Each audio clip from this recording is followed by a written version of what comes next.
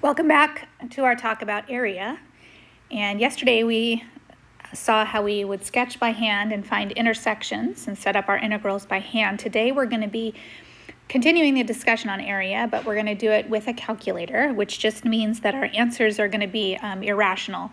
So the answers and the intersection points are not going to be nice, perfect intersection points like they were before. But our process and our steps stay the same. So our first example, we want to look at the graphs of the cosine, 2 cosine, and the graph of x squared plus 1. X squared minus 1. All right, so our first step is always to get a good look at what the picture is. So always sketch what you know. So we know what cosine looks like. So let's get our graph of cosine coming up. Always hits at 1 and then coming back down. And then the graph of x squared minus 1 is a parabola, shifted down 1. So our parabola coming up and intersecting on both sides. Okay, so we are looking for the points of intersection for these two graphs.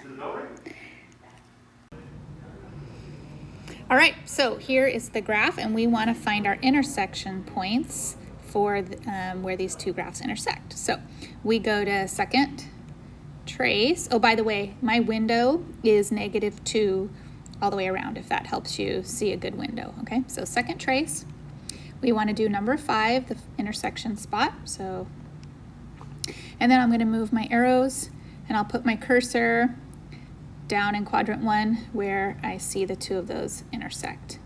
All right, hit first curve, hit enter, second curve, hit enter, guess, hit enter. And we have the intersection to be 1.26543327.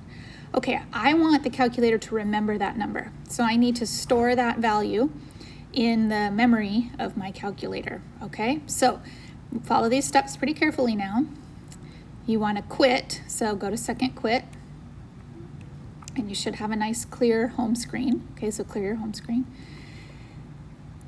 Store, that store button right there. Okay, if I hit store right now, it'll say answer and then an arrow. That means the last answer that it has in its memory bank, which was the 1.1, the 1 point whatever that we just did. Okay, I want to store that in a variable, in a constant variable, so that my calculator can remember. So the constant variables are alpha. So I have an alpha key right here. Yours should be there too. And I'm going to pick alpha, and I'm going to use the letter B. And you can see the letters are above each of your keys, and so my alpha B is right there. So I'd like the answer stored in alpha B, and I'm going to hit enter. And there are those values. Okay, so keep that in mind that we just stored it in B.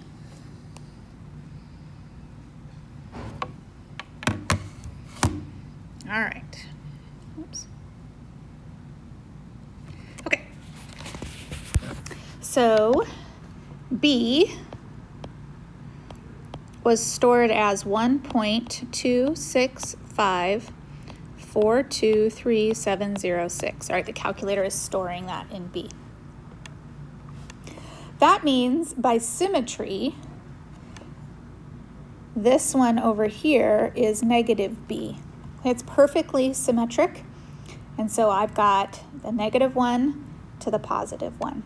Okay, now I want to find the area bounded in between these two curves here. And I've got an upper curve and I have my lower curve. So my upper is the 2 cosine and my lower is the parabola. So what I'm going to set up is an integral where the upper curve is 2 cos x and the lower is x squared, distribute the negative, so it becomes a +1 dx. And then my bounds, b is going to be my upper bound, and I'm going to put -b as my lower bound. So we write down the integral. Now we're going to let the calculator do all the rest of the work for us. All right, so we're going to use a Math 9 at this point. So I'm going to set up a Math 9, and I'm going to use the bounds negative b to positive b. So I'll put negative alpha b as my lower bound, and then my upper bound will be positive alpha b, and the calculator knows what those numbers are. And then 2 cos x minus x squared plus 1 in my parentheses, and then dx.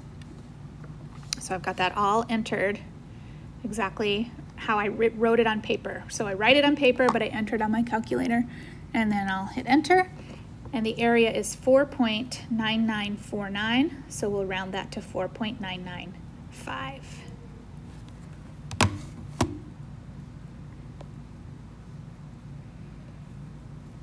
All right, so my final answer, 4.995. All right, so what I'm going to need to see from you, since you're going to be using your calculator for a majority of your homework tonight, I want to see the drawing, the sketch. I want to see the integral that you wrote down. Oh, and I want to see exactly what I put here, the intersection points labeled, the integral, and you can use your alpha values in your integral, and then the final answer. Okay, all right, so let's try another one. Oh, we already did that. Okay, we're all set. Okay, find the area of the region in the first quadrant enclosed by that squared parabola and that really weird looking function. All right, so let's take a look at what this looks like.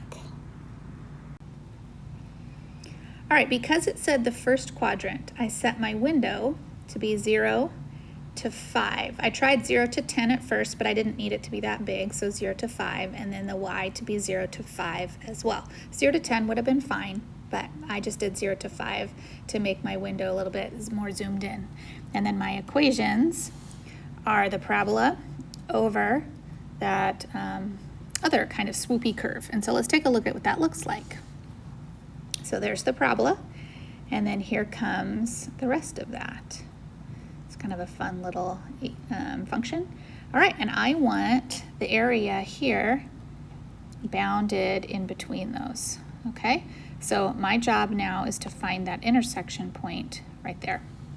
So second trace, finding the intersection point. I'm going to come down to that curve, first curve enter, second curve enter, guess, and it tells me that's 1.9633128. So we're going to store that value as well. So I'm going to do a second quit, clear. All right, now I'm going to hit store. So it pulls up the answer, and it asks me with the arrow where I want to store it. I'm going to use alpha A this time. So alpha A, hit enter. So that 1.963312802 is stored in alpha A. So now let's sketch the picture on our homework.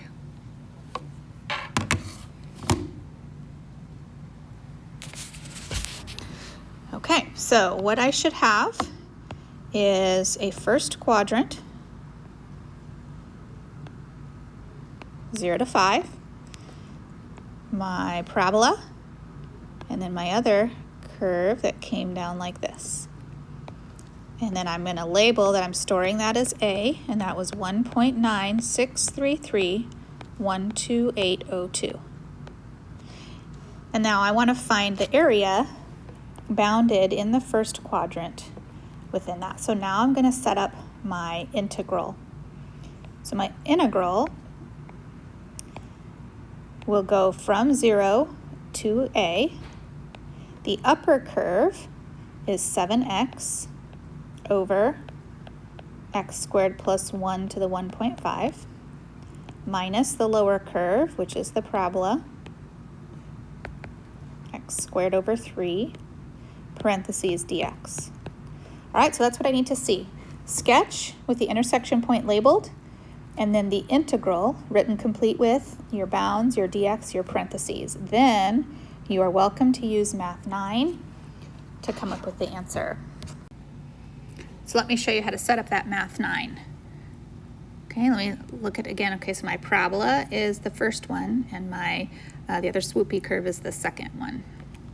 All right, so setting up a Math 9, I'm going to go from 0 to my alpha A.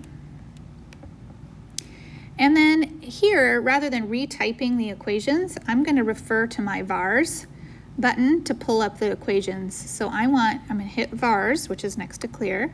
I'm going to use my y vars for my functions. And here's the list of the functions I've already typed.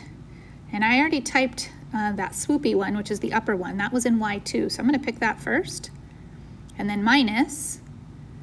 And then in my vars, I'll put my y1. Okay, that just saves you the time of retyping them, and also makes sure you don't make a typing mistake or a distributing mistake. So I always encourage people to use your calculator.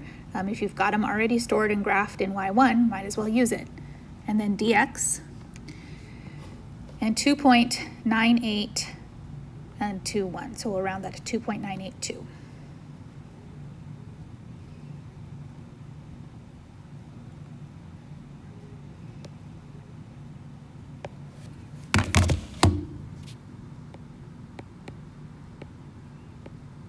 Okay.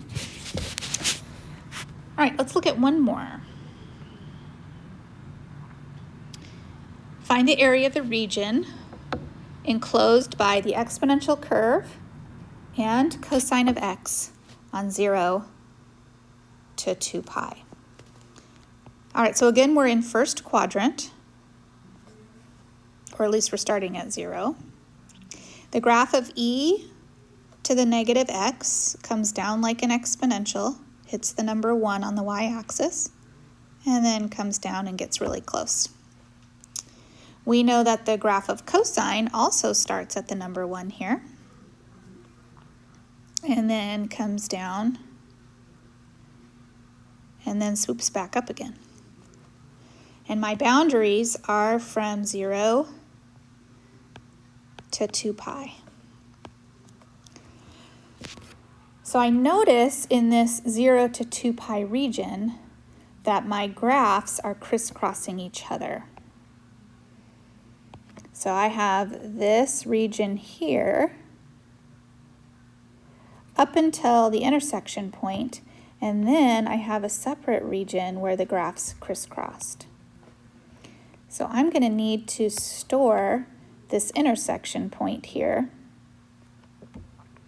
And I'm going to eventually call that C when I store it. Okay, and my integrals I'm going to have to set up in 2 pieces. I'm going to need to do one integral that's going to go from 0 and stop at C. And that one will have the exponential coming first, and then minus cosine of x dx, and then plus, I need to set up a second integral that's going to start where the other one left off, so pick up at C and then go to 2 pi, but the order has to switch because the upper curve is now the cosine of x minus, and then e to the negative x is the lower curve. So I'm writing all this down, and I haven't even looked at my calculator yet to know what it's going to look like, but I'm going to now grab my calculator and I'm going to find that intersection point so that I know what C is, and then I'm going to be able to do a Math 9 so that I can figure out what the answer is. Okay, so you can see that I've put the exponential in my y1 and my cosine in y2, and let's check my window. My window goes from 0 to 2 pi, which is 6.283, and then my y's, I really only need -1 to 1, but I went -2 to 2, so I'd have a little bit of room to work with. All right, so let's take a look at our graph. Here comes and it looks like it disappears into the x-axis, but we know that it really doesn't. Oh, look at that. See, now I didn't even notice that the first time. We have another intersection spot over here. Okay, I didn't draw mine correctly, so we've got to find another intersection spot where they're going to crisscross. So I'll have to adjust my answer. All right, good thing we checked the graph on the calculator. Okay, so let's do our intersection. Okay, so let's find our intersection, and let's do this first one over here. And this is the one I think I'll call C instead. Okay, so go over here, one for the first curve, second curve, my guess. All right, there we are. So I'll quit, and then I'll store, and my alpha I'm gonna use is alpha C. All right, so I've got it. Now let's go back to the graph, and I also wanna store the intersection point right here. So second trace, go down to the intersection.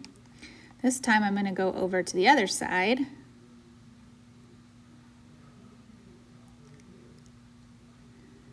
Okay, and first curve, enter, second curve, enter, guess 4.721. Okay, so I have another intersection spot there, and I am gonna store that one in D. All right, so I'm gonna have from C to D. Okay, let's go back and fix our graph, or our equations.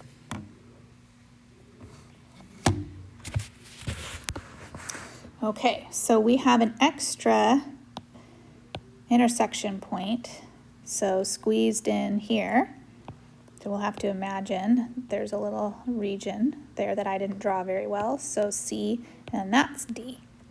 All right, so we're gonna have to fix some things here, because now in my what is now 0 to C, I'm gonna have to fix the order. So cosine is gonna come first. I'm gonna have to fix this one also. All right, so I'm gonna have cosine come first, minus e to the negative x. See, so even I have things I get wrong, but I can always check by using my calculator. All right, now the second one now is gonna go from C to D, and then I'm gonna need a third one to go from D to 2 pi. And then that's going to be back to cosine of x minus e to the negative x dx. Okay, and remember, this is y2, and this one was y1. So I can do all of the math 9s at the same time if I type them carefully. All right, math 9. From 0 to alpha c. And then I need to use my vars, and I need to put y2 minus y1 dx. That's my first one. Now you could do them all separately if you wanted, but I'm going to do them all at the same time. So plus, I'm going to do another math 9. This one's going to go from alpha c to alpha d, and the order this time would be y1 minus y2. Oops. What did I do? Get back in there and fix it. Minus, okay, I need my y2. Okay, and then dx, and then plus one last one, math 9. This one will go from alpha d to 2 pi, and then the order will be back to y2 minus y1 dx. All right, moment of truth here. Enter. 3.456. Hopefully you got the same thing. Hey, now, pro tip, if you ever get a negative number, it's because the order that you put in your equations, your was backwards. You had the lower minus the upper instead of upper minus lower, okay? All right, so final answer.